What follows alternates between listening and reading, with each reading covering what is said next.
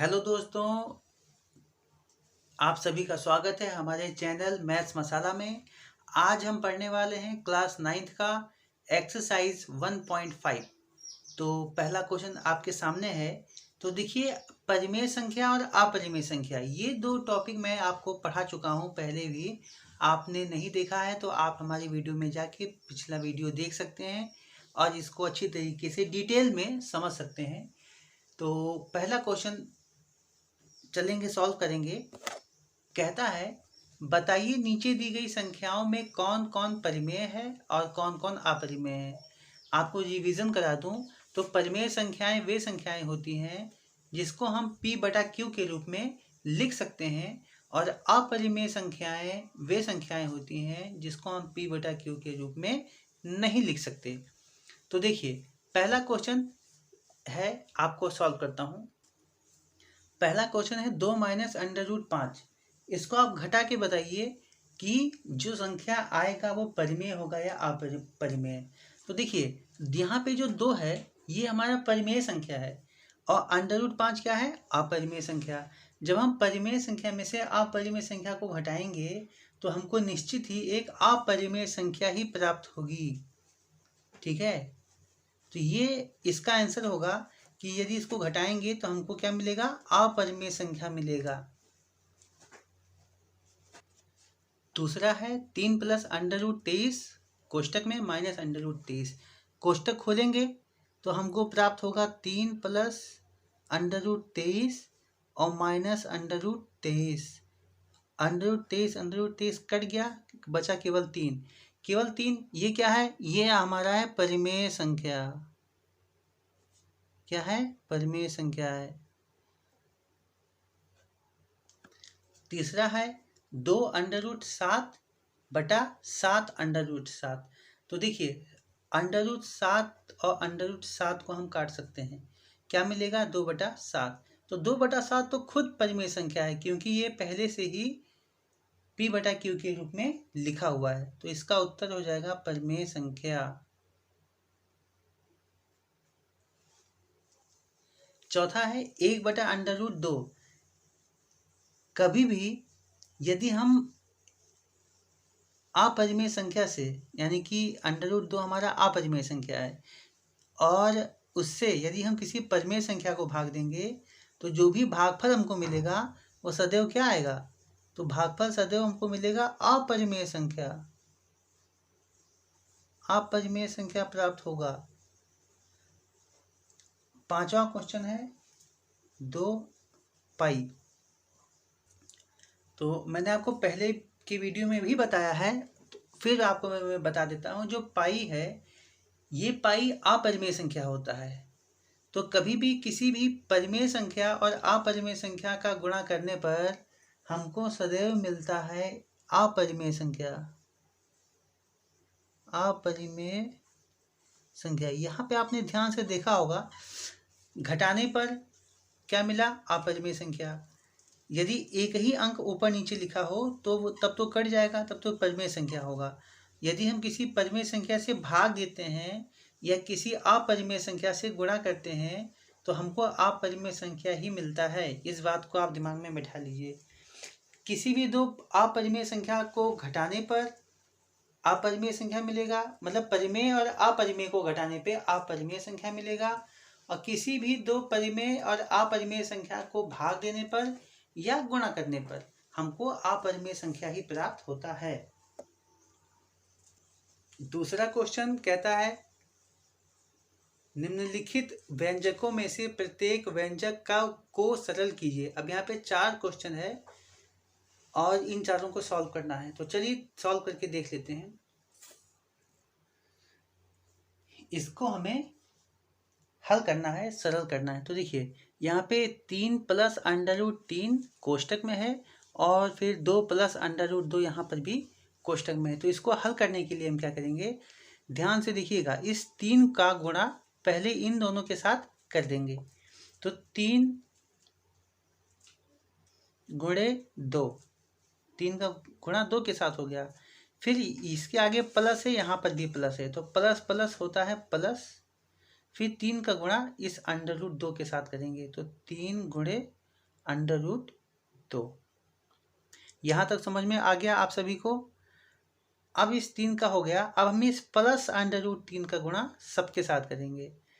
तो प्लस √3 का गुणा पहले 2 के साथ करते हैं, तो प्लस और प्लस होता है प्लस, उसके बाद 2 गुणे √3 हो जाएगा, 2 का गुणा √3 के साथ हुआ।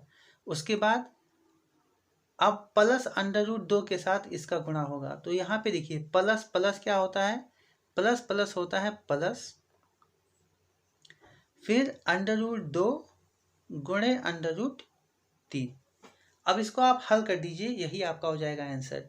तो 3 दूनी हो जाएगा 6 और प्लस यहाँ पे 3 √2 और प्लस यहाँ पे 2 √3 और प्लस √2 और √3, इन दोनों का जब हम गुणा करेंगे तो क्योंकि इसका जो दोनों का जो घात है वो वर्ग का ही है, तो 3 दूनी √6 हो जाएगा। यही आपका हो जाएगा आंसर।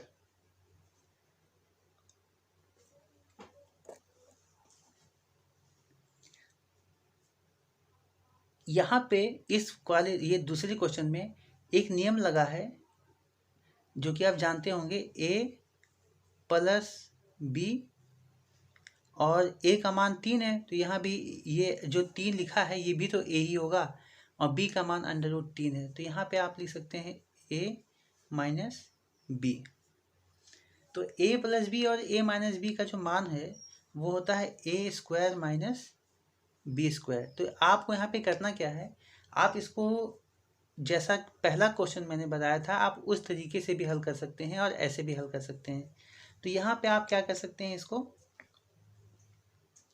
आप इसको लिख सकते हैं a², मतलब जो दोनों में पहला 3 ही है, तो यहाँ पे आप 3 का घात 2 लिख सकते हैं, फिर माइनस लगा है माइनस लगा लीजिए, b² मतलब √3 का घात 2 कर लीजिए।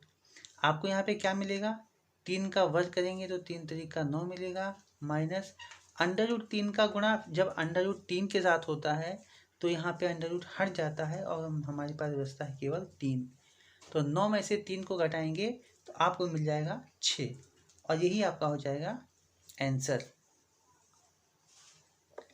ये फॉर्मूला यदि आपको नहीं याद है तो आप याद कर लीजिए। यहाँ पे है √5 + √2 का होल स्क्वायर।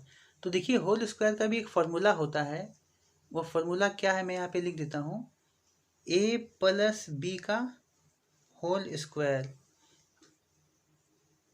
a + b का होल स्क्वायर, ये बराबर होता है a² + 2ab और प्लस b² के, a² + 2ab और प्लस b², ये इसके बराबर होता है। तो अब हम क्या करेंगे, इसी a + b के होल स्क्वायर का फॉर्मूला पर इस संख्या को रख देंगे। तो ये हमारे लिए a है, ये हमारे लिए b है, और a + b का होल स्क्वायर यहाँ पे हो गया है। तो सबसे पहले हमने यहाँ पे फॉर्मूला में क्या किया था, अच्छा ये आपको यदि नहीं याद है तो आप इसको याद कर लीजिए, तभी इस सवाल को आसानी से हल कर पाएंगे, अन्यथा आप सॉल्व कर लेंगे लेकिन समय लगेगा। तो यहाँ पे पहले क्या किया गया है, a² किया गया, यानी कि जो a है इसका वर्ग होगा, यानी कि √5 का वर्ग होगा। उसके बाद प्लस लगा है तो यहाँ पे हम लगा देंगे प्लस, फिर कहता है 2ab, तो यानी कि 2 गुणे a गुणे b, तो 2 लिखेंगे, फिर गुणा लगाएंगे a यानी कि √5 लिखेंगे, फिर यहाँ पे गुणे b है तो फिर गुणा लगाएंगे, और b का मान कितना है √2, तो यहाँ लिख देंगे √2। उसके बाद क्या कहता है प्लस b², तो प्लस b² यानी कि √2 का यहाँ पे अब वर्ग हो जाएगा। अब इस समीकरण को आप हल कीजिए, तो √5 का गुणा जब √5 के साथ होगा तो यहाँ पे केवल 5 मिल जाएगा हमको, प्लस यहाँ पे 2 और 5, देखिए √5 और √2 इन दोनों का गुणा हो जाएगा, तो 5 दूनी 10, तो √10 हो गया, और प्लस √2 का गुणा जब √2 के साथ होगा तो यहाँ हमको मिलेगा केवल 2। अब 5 और 2 ये दोनों पूर्ण संख्याएं हैं, इन दोनों को हम जोड़ लेंगे। तो कैसे जोड़ेंगे आप इसको लिख लीजिए, 5 + 2, ये वाला 2 है, और उसके बाद प्लस 2√10। उत्तर कितना आएगा? 5 और 2 होता है 7 + 2√10। ये आपका हो गया तीसरे का भी आंसर।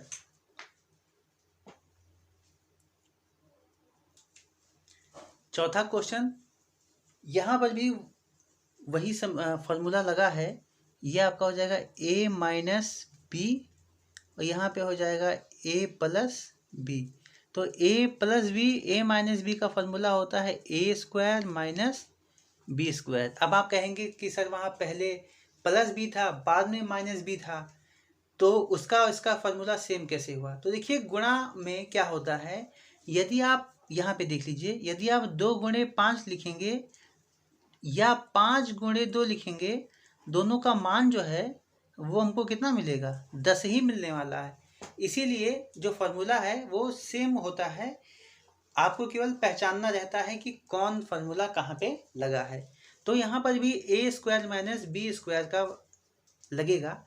तो कैसे इसको करेंगे देख लेते हैं। तो a² यानी कि √5 का स्क्वायर, तो √5 इसका स्क्वायर कर देंगे। फिर -b², तो माइनस लिखेंगे। √2 का स्क्वायर यानी कि b का स्क्वायर है, तो चाहे आप यहाँ से b उठा लीजिए, चाहे b यहाँ से उठा लीजिए, आपको यहाँ पे क्या मिलेगा? √2 का स्क्वायर। √5 को जब √5 के साथ ही गुणा करेंगे तो हमको मिलेगा 5, माइनस √2 को जब √2 के साथ ही गुणा करेंगे तो हमको मिलेगा 2। 5 में से 2 घटाएंगे तो हमको मिलेगा 3, और यही हमारा हो जाएगा आंसर।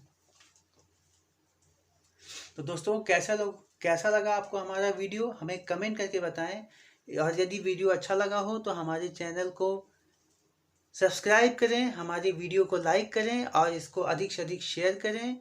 और आज के लिए बस इतना ही। मिलते हैं पार्ट 2 में। बाकी जो 3 क्वेश्चन बचा हुआ है उसको कल सॉल्व करेंगे। तो दोस्तों, आज के लिए बस इतना ही। धन्यवाद।